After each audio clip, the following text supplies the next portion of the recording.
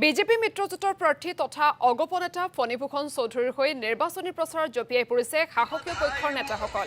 আজি বৰপেটা ৰোডত বিশাল ৰোড শ্ব'ত অংশগ্ৰহণ কৰিলে সাংসদ ভুৱনেশ্বৰ কলিতাৰ লগতে মন্ত্ৰী পীযুষ হাজৰিকা আৰু ৰঞ্জিত দাসে।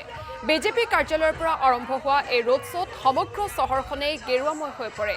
ইফালে নলবাৰী চহৰত মন্ত্ৰী জয়ন্ত মল্ল বৰুৱাৰ নেতৃত্বত বাহিৰ কৰা হ'ল বিশাল ৰোড শ্ব'। ফণীভূষণ চৌধুৰীৰ সমৰ্থনত নলবাৰী কলেজ খেলপথাৰৰ পৰা হৰি মন্দিৰ হৈ গৰ্ডন উচ্চতৰ মাধ্যমিক বিদ্যালয় খেলপথাৰলৈ এই সমদল বাহিৰ কৰা হয়।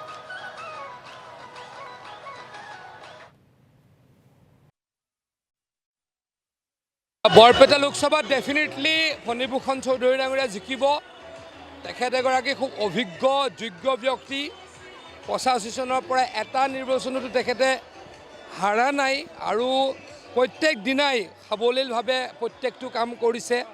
মই সকলোতে কৈছোঁ, আজিও কওঁ যে মই পাৰ্চনেলি ফণীভূষণ চৌধুৰী ডাঙৰীয়াৰ ফেন। বিধানসভাত যেনেকৈ কথা কয়, বিধানসভাৰ নিয়মাৱলীৰ তেখেতৰ প্ৰত্যেকটো মুখস্থ আছে।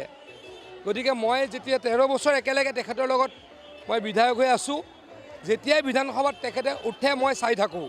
গতিকে তেনেকুৱা এজন ব্যক্তিক লোকসভাত যদি আমি পঠাব পাৰোঁ অত্যন্ত ভাল লাগিব।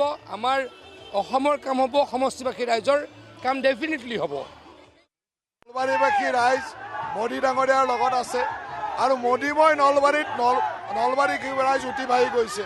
আজি সকলো মানুহ মোদী ডাঙৰীয়াৰ সমৰ্থনত, হিমন্ত বিশ্ব শৰ্মা ডাঙৰীয়াৰ সমৰ্থনত ওলাই আহিছে আৰু মই ভাবোঁ যে এই পৰিৱেশে আমাক নিশ্চিত কৰিছে যে ফণীভূষণ চৌধুৰী অতি কমেও 5 লাখ ভোটৰ ব্যৱধানত বিজয়ী হ'ব। গতিকে আজি যিটো হিলদল ভাঙি লোক ওলাই আহিছে তাৰ পৰা আমি নিশ্চিত যে আমি ইয়াৰ পলিঙৰ 90% ওপৰত আমি মোদী ডাঙৰীয়াৰ সমৰ্থনত ফণীভূষণ চৌধুৰীক ভোট দিম।